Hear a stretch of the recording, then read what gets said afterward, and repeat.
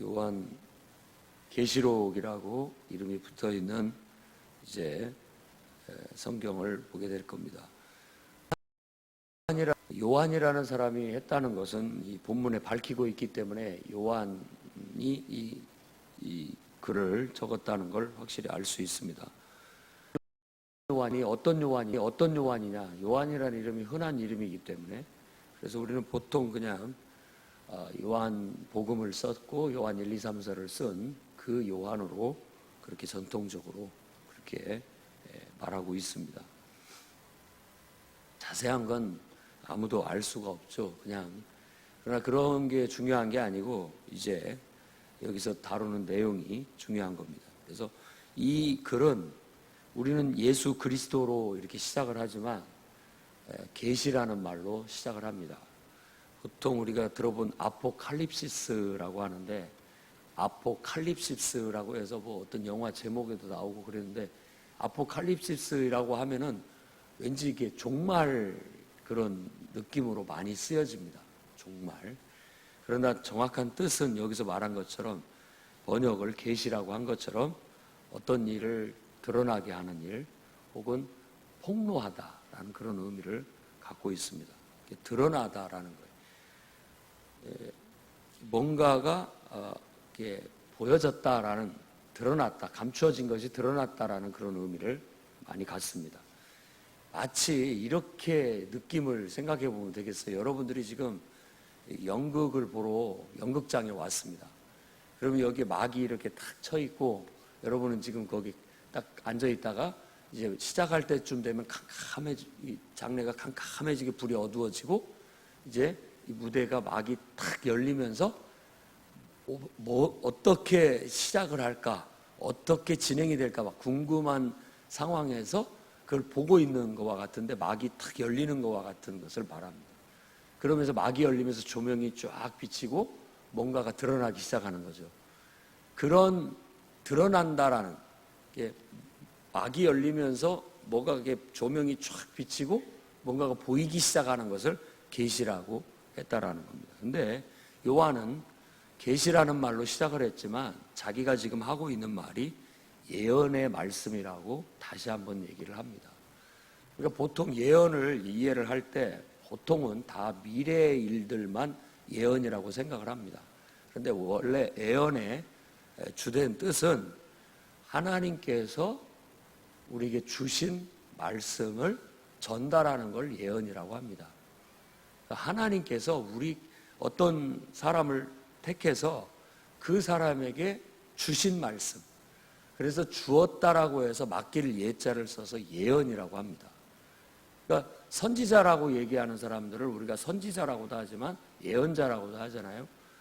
똑같은 의미인데 그들은 항상 하나님께 어떤 말씀을 받아서 그 말을 사람들한테 전달하는, 이 말을 꼭 사람들한테 전해라 라고 임무, 사명을 받아가지고 그 사명감으로 가서 하나님이 내게 주신 말씀을 전달하는 역할을 하게 되는 것을 예언이라고 하고 예언자라고 하는 겁니다.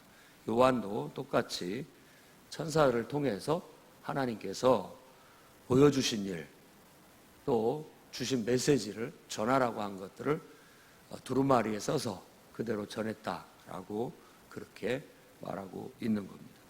그래서 앞으로 이 요한계시록을 볼 때 꼭 미래 일만이 아니라 예언이라는 것은 과거, 현재, 미래를 다 하나님의 눈으로, 하나님의 뜻으로 해석한 그런 말씀들이라는 걸 알 수 있습니다.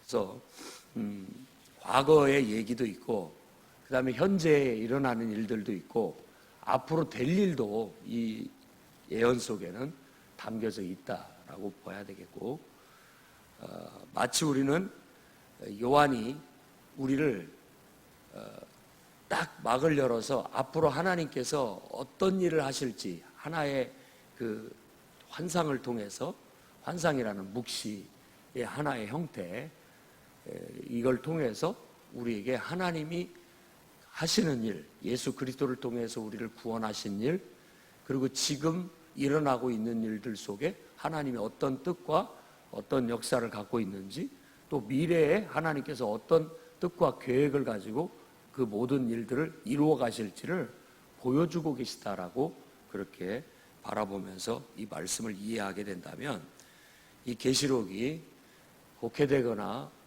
왜곡되어져서 그냥 종말에 일어날 일들에 대한 어떤 다빈치 코드처럼 무슨 암시적인 막 미래의 비밀스러운 어떤 막 그런 것들을 가지고 있는 것처럼 보는 좀 왜곡된, 다소 왜곡된 그런 쪽으로만 빠지지 않고 이 계시록 속에는 하나님께서 하셨던 일들에 대한 과거 얘기도 들어있고 또 복음도 들어있고 그리고 핍박받고 있는 성도들에게 앞으로 어떻게 하나님께서 우리에게 승리를 주시고 구원을 주실 것인지 그리고 이 세상의 역사와 앞으로 하나님은 어떻게 이 세상을 완성하실지에 대한 그런 모든 이야기들을 환상적인 용어로 우리에게 설명하고 있어서 이걸 읽으면 은혜가 되고 이걸 읽으면 어려움을 우리가 이겨내야 되겠다라는 용기도 얻고 또 그 안에서 우리가 복음에 대한 더 확신도 갖게 되는 그런 결과를 갖게 될 겁니다. 여러분에게도 그런 은혜가 있기를 바랍니다.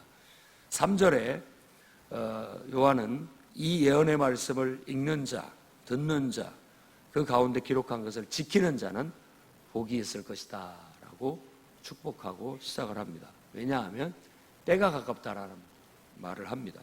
때가 가깝다라는 말은 바로 하나님께서 약속하신 말씀처럼 세상의 완성을 하나님의 예수 그리스도를 통해서 이루시는 구원의 완성을 이룰 때가 얼마 남지 않았다라는 겁니다.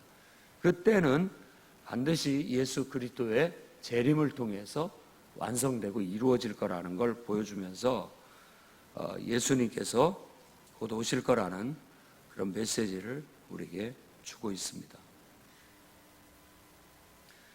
4절부터 8절까지의 이야기에는 아시아에 있는 7 교회에게 편지를 한다라는 형태로 시작을 합니다.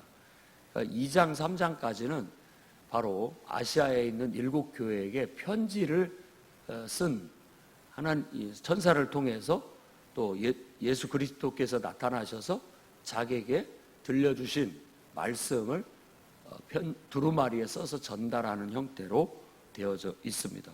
그래서 7 교회가 나오고 앞으로 계시록은 계속 7 시리즈가 쭉쭉쭉쭉 계속 나옵니다. 그래서 7이라는 의미, 7이라는 숫자가 가지고 있는 의미에 7 교회, 7 별, 그리고 또 7 인, 7 나팔, 7 대접 이런 순서로 쭈르륵 이어져 나가게 되고 중간에 13장, 14장 같은 경우는 7이 나오지 않은 하나의 별도의 이야기가 등장을 하게 되는 겁니다. 그런 형태로 아주 정교하게 구성이 되어져 있을 뿐만 아니라 그걸 통해서 요한은 우리에게 복음을 통한 예수 그리스도의 구원 그리고 그 구원을 받은 성도들의 운명, 성도들이 당하게 될 일들 또 앞으로 이 세계 속에 하나님께서 이루실 일들에 대해서 우리에게 환상적인 용어로 설명하고 있습니다. 단연 시작은 7 교회와 바로 땅의 임금들의 머리 되신 예수 그리스도로 시작을 합니다. 땅의 임금된 이런 표현들은 굉장히 많이 묵상을 하고 의미 있게 새겨야 될 표현입니다. 죽은 자들 가운데서 충성된 증인으로 죽은 자들 가운데서 먼저 나시고 땅의 임금들의 머리가 되신 예수 그리스도, 충성된 증인으로 사셨다는 것, 이런 말 속에 우리도 이 땅에서 살아가는 동안 예수님처럼 충성된 복음의 증인으로, 예수의 증인으로 살라는 권면을 이미 담고 있다는 걸 아셔야 됩니다. 그리고 죽은 자들 가운데서 먼저 나셨다라는 것은 이 말 속에도 지금 예수의 복음을 증거하다가 예수님을 세상에 전하고 알리다가 순교당하는 사람들을 이미 그 속에 암시하고 있고 그들에 대한 위로와 또 그들에 대한 축복도 이 속에 담겨 있다는 걸 아셔야 됩니다. 예수님께서 먼저 죽으셨고 그분이 죽은 자 가운데서 먼저 나셨어요. 그렇듯이 우리도 그분의 길을 걸어가면서 그분과 함께 그분의 증인이 되어서 그분이 이 땅에 구원의 소식을 주셨고 구원의 축복을 주셨으니 이것을 세상에 알리다가 우리도 과감히 죽임을 당할 수 있고, 그러나 죽음을 당한다 할지라도 두려워할 것이 없는 것은 예수께서도 죽은 자 가운데서 첫 번째 살아나신 것처럼 우리도 죽지만 죽어도 다시 살겠다라는 부활의 소망을 담고 있는 것입니다. 그리고 땅의 임금 대신 예수 그리스도라고 말하고 있는데, 임금들의 머리가 되셨다라고 말하는 건 왕 중의 왕이라는 계시록의 사상, 그리고 성경의 사상이죠. 예수님을 왕 중의 왕으로 보는 겁니다.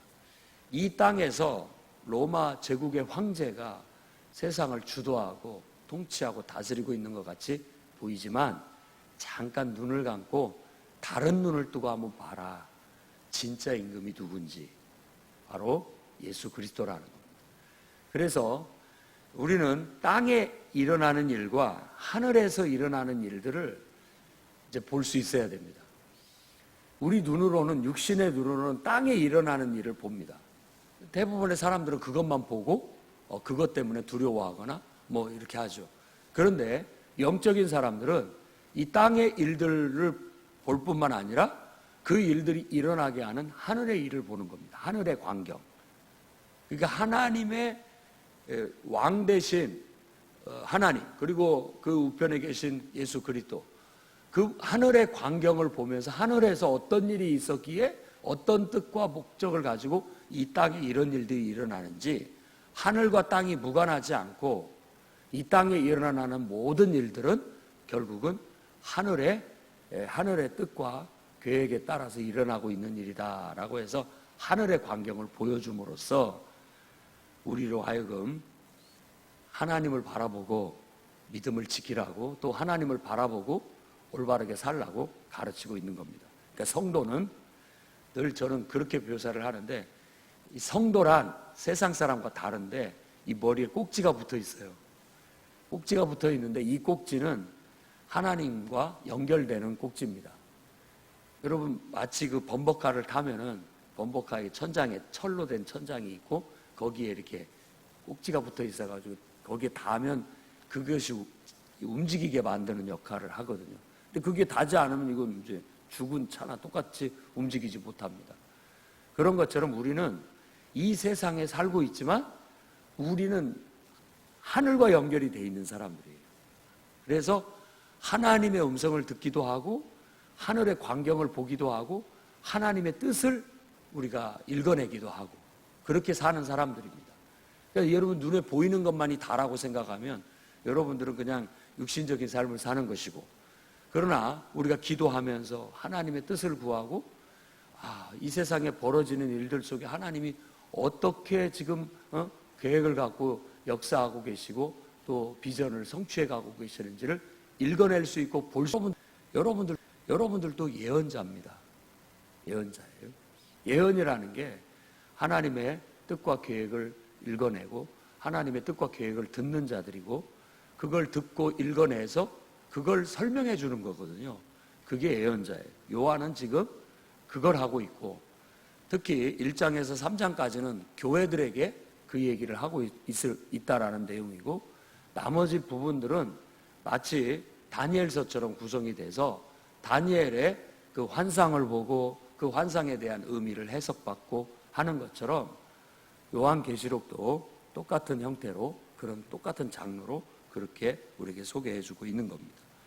그러니 우리가 믿고 있는 예수 그리스도, 그가 우리를 위해서 죽으셨고 그가 우리를 위해서 죽으심으로써 그 피로 우리를 죄에서 해방시켜 주시고 또 그분의 부활하심으로 말미암아 우리에게 영생을 주셨을 뿐만 아니라 그의 나라 그리고 그의 제사장으로 삼아주셨다라는 복음을 우리에게 요한이 이 첫머리에 얘기하고 있습니다. 그래서 모든 게 복음이에요. 다 복음입니다. 예수 그리스도가 복음이고 예수 그리스도께서 하신 일이 복음이고 예수 그리스도를 통해서 우리에게 주어진 축복과 은혜가 복음인 거예요. 그래서 우리는 예수님의 죽으심으로 죄 사함 받게 됐고 예수님 부활하심으로 우리에게 영원한 생명을 얻게 돼서 그분의 나라가 되었고 그분의 제사장이 되었다라는 이 축복, 그 은혜, 그 속에서 살아가고 또 그것을 증거하는 증인으로서의 삶을 충성되게 살아가는 여러분이 되시기를 바랍니다. 오늘 또 그분의 증인으로서 내 안에 계신 내가 그토록 귀하고 복되게 여기는 예수님을 세상에 알리고 그분이 하신 일을 알리고 그분을 통해서 우리가 받게 되는 은혜와 축복, 영원한 천국과 영원한 생명, 앞으로 얻게 될 그런 축복들을 세상에 알려서 할 수만 있다면 많은 사람들이 나처럼 그 은혜와 축복 속에서 그 날을 기다리는 성도가 되게 만드는 그 사명이 우리에게 있다는 걸 아셔야 되겠고 그 사명을 감당해 나가야 되겠습니다. 그 다음에 7 교회라는 말도 썼지만 이제도 계시고 전에도 계시고 장차 오실 이라는 그런 표현을 쓰고 또 8절에 보면 나는 알파와 오메가요 이제도 있고 전에도 있고 장차 올 자요 전능한 자라 이런 표현을 많이 씁니다. 이런 표현은 바로 과거, 현재, 미래를 주관하시는 최고의 절대 주권자라는 그런 묘사입니다. 이게 관용적인 표현인 거예요. 어제도 계셨고 이제도 계시고 앞으로 오실 자, 앞으로도 계실 자. 그 말은 곧 과거도 하나님께서 통치하셨고 현재도 통치하고 계시고 앞으로도 통치하실 영원한 절대 주권자, 통치자라는 그런 찬양의 하나의 묘사입니다. 그러니 우리가 요한이 우리에게 보여주는 예수 그리스도는 바로 그런 분입니다. 그런 분이에요. 땅의 임금들의 머리가 되실 뿐만 아니라 온 시간과 역사를 총주관하시고 통치하시는 통치자라고 우리에게 말하고 있는 겁니다. 우리가 믿는 예수님은 여러분이 예수님을 지금 얼마만큼 생각하고 계시는지 모르겠지만 그보다 훨씬 더 놀라운 분입니다. 내가 알고 있는 예수님보다 여러분은 예수님을 어떻게든지 더 두둔하고 막 칭찬해 줘서 그분을 더 막 어떻게 보면 막 부황부황하게 떠벌려서 그분을 얘기한다라고 생각할지 모르지만 전혀 오산입니다. 여러분이 부황부황하게 그분을 포장하고 떠벌린다라고 생각하는 것도 그분을 다 나타내지를 못합니다. 그분은 그보다도 훨씬 더 크신 분이고 그보다도 더 훨씬 더 위대하신 분이고 우리가 아는 것은 그분의 일부분일 뿐이라는 것을 알게 되는 거예요. 그분은 놀라우신 분입니다. 그야말로 알아도 다 알 길이 없는, 우리가 알면 머리가 터져버릴 것 같고 우리가 알면 그 앞에서 그냥 죽어버릴 것 같은 만큼 그만큼 위대하고 놀라우신 분이라는 겁니다. 그래서 9절부터의 얘기에는 이제 그 예수님을 만나는 요한의 장면을 얘기하는데 먼저 자기 자신을 소개하고 있습니다. 나 요한은 너희의 형제다 라고 얘기하고 있고 여러 환난과 나라와 참음에 동참하는 자다라는 거예요. 근데 이런 구절의 표현들이 요한계시록에서 중요한 의미를 갖습니다. 예수의 환난과 나라와 참음에 동참하는 자라라고 말함으로써 이 글을 읽는 사람들이 지금 환난과 참음의 그런 어떤 상태 속에 있다라는 걸 보여주는 겁니다. 하나님 나라라는 하나님의 이 나라라고 했을 때는 하나님의 통치 영역을 말하는 겁니다. 천국, 우리가 죽어서 가는 천국이라는 개념보다도 이 땅에서도 하나님의 통치 아래에 있다라는 하나님의 통치를 받고 살아가는 사람들, 그걸 나라라고 얘기하는 거예요. 그런데 하나님의 통치 속에 하나님을 위해서 살아가고 있는 사람들에게 예수님이 받았던 환난이 우리에게 지금 닥치고 있고 또 그 속에서 어떤 인내와 그 고난을 참아가고 있는 성도들, 나도 똑같은 그 사람 중에 하나다라고 얘기를 하는 거예요. 자기는 하나님의 말씀과 예수의 증언 때문에 지금 반모섬에 죄인으로 신분으로 지금 유배당해져 와 있다라고 밝히고 있는 겁니다. 반모섬은 지금의 터키 남서부죠. 남서부에 있는 조그마한 섬입니다. 그 섬에는 죄인들을 보내는 그 빠삐용도 뭐 그런 것처럼 섬에다가 섬 자체가 감옥 같은 곳이에요. 그곳에 보내졌던 그런 일들을 그런 상황에서 그 섬에서 내가 주의 날이라는 것은 예수님이 부활하신 날로서 지금 우리들이 주일날을 예배드리는 것도 그런 의미입니다. 주의 날이라고 말하는 거예요. 주일날이라는 것이 주의 날이라는 뜻으로서 바로 예수께서 안식 후 첫날 부활하신 것처럼 안식일 다음 날을 말하는 것이요, 안식일이 토요일이라면 바로 일요일이 주의 날입니다.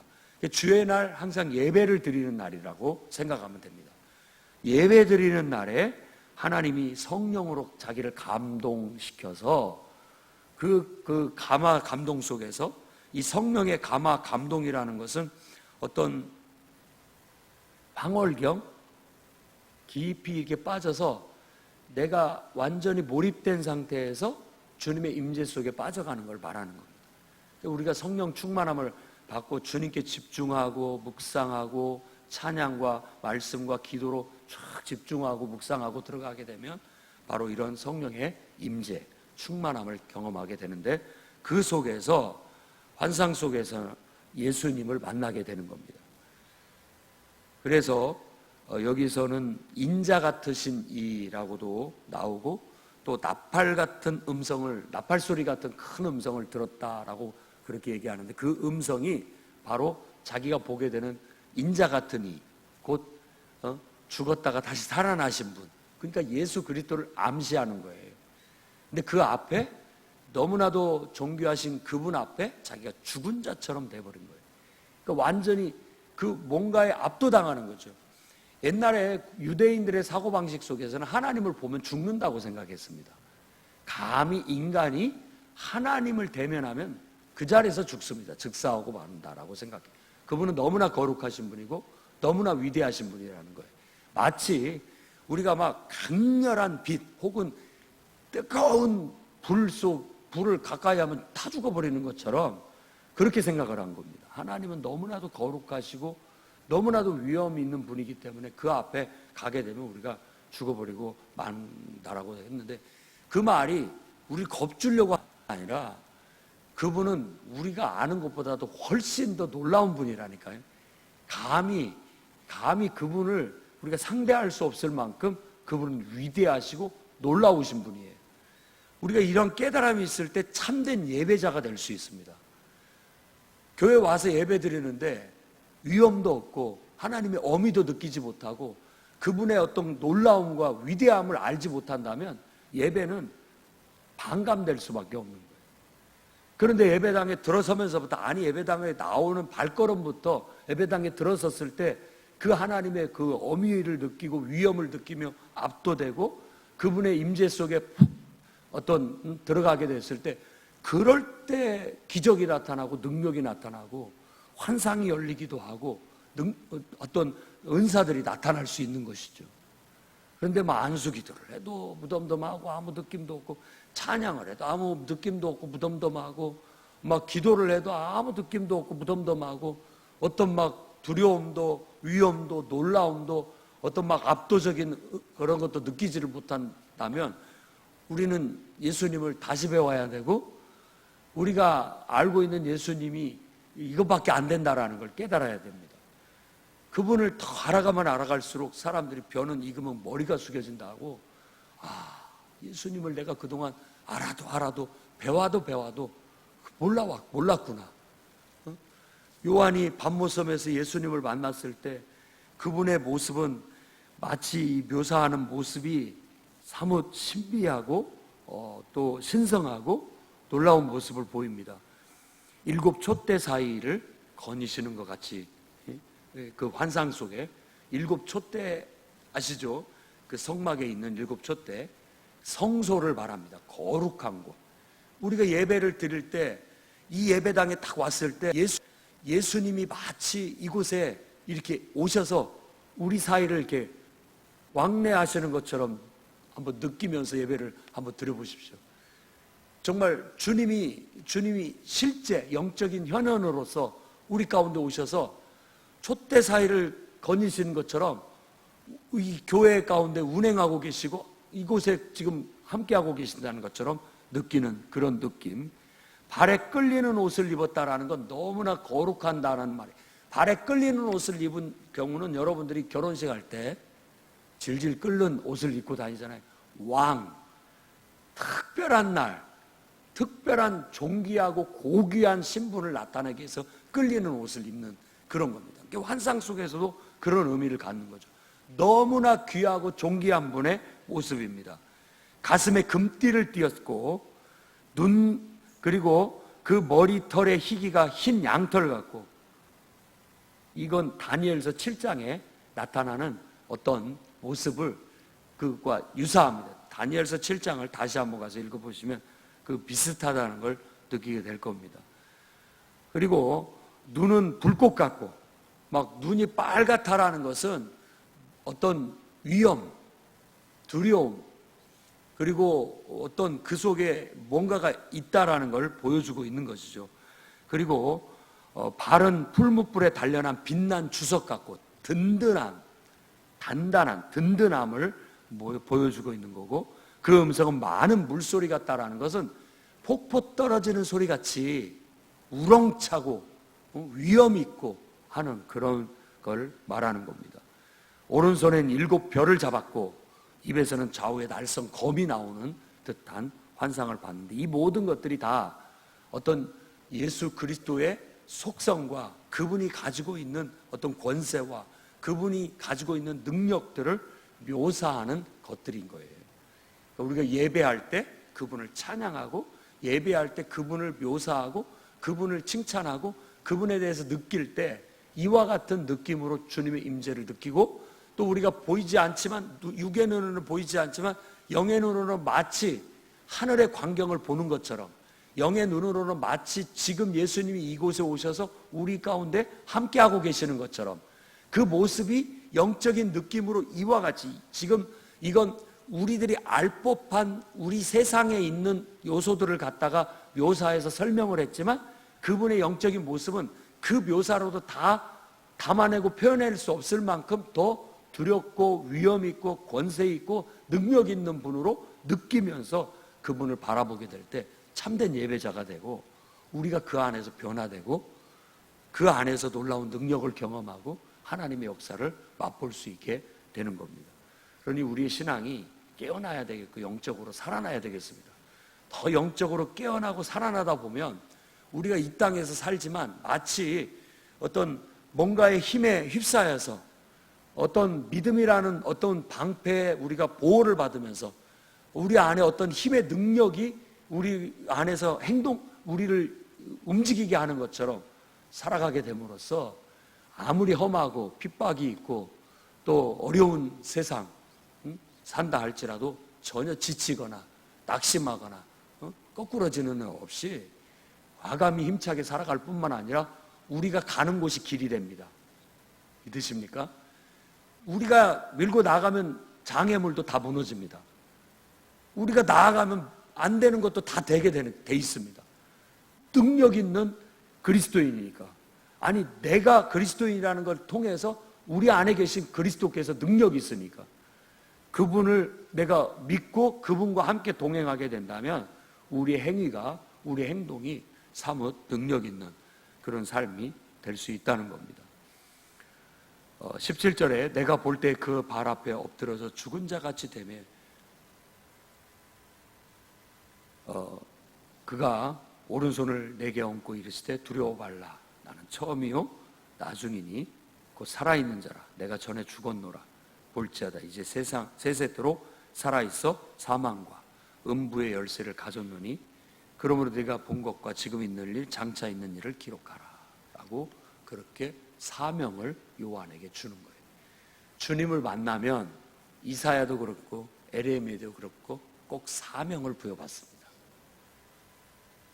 요엘서 2장 28절부터 얘기하는 성령이 모든 종들에게 부어질 거라는 거, 물 붓듯이 부어질 것이라는 그런 말씀 속에는 바로 예언, 꿈, 환상, 예언, 꿈, 환상이 주어지게 될 거라고 모든 연령층에게 젊은이, 어린이, 젊은이, 늙은이 다 모두에게 예언, 꿈, 환상이 주어질 거라고 하는데 예언, 꿈, 환상을 잘 생각해 보세요.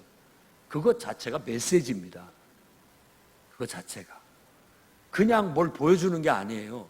그것 자체가 우리에게 어떤 메시지요? 그것 자체가 메시지는 곧 사명이 되는 겁니다. 사명이 돼요. 그러니까 은혜 받은 자는 다 사명자예요. 은혜 받은 자는. 요한이 예배 가운데 엎드러져 완전히 하늘에 이 땅에 척박한 유배지에서의 예배를 드리고 있는 가운데 하늘이 열리고 그 속에서 정말 보고 싶은 예수 그리스도를 다시 보면서 그분을 제외하면 하는데 그 모습이 정말 신적인 놀라운 모습일 뿐만 아니라 그 앞에 딱 엎드러져 그분 앞에 죽은 자처럼 되었을 때 그분이 와서 힘을 두려워하지 마라, 용기를 내라 이렇게 세워주시는 것처럼 우리가 그분을 만나고 예배함으로써 새 힘을 얻고 용기를 얻고 비전을 받고 꿈을 받고 또 그분을 통해서 우리에게 사명을 부여받아서 그 힘과 그 말씀의 능력으로 세상을 살아가는 것이 그리스도인입니다. 예배를 실패하면 우리의 신앙생활도 끝나는 겁니다. 여러분의 예배를 한번 돌아보십시오. 여러분들의 예배는 어떻게 드려지고 있습니까? 혹시 예배 시간에 졸리고 예배 시간에 아무 느낌도 없고 예배 시간에 지루하고 임재도 없고 그렇다면 우리가 영적으로 다시 한번 깨어나야 된다는 필요성을 깨닫고 이 험한 세상을 이겨내고 힘든 세상을 극복하고 이 속에서 하나님의 뜻과 역사를 이뤄내기 위해서는 예배 가운데 주님을 만나고 꿈과 환상과 예언이 우리에게 임하고 그 속에서 사명을 받아서 오늘 또 그 사명감을 갖고 일어서서 힘차게 움직이고 그 사명을 이루기 위해서 어떤 핍박과 환난과 어려움도 다 뚫고 나갈 수 있는 그런 그리스도인으로 살아가시기를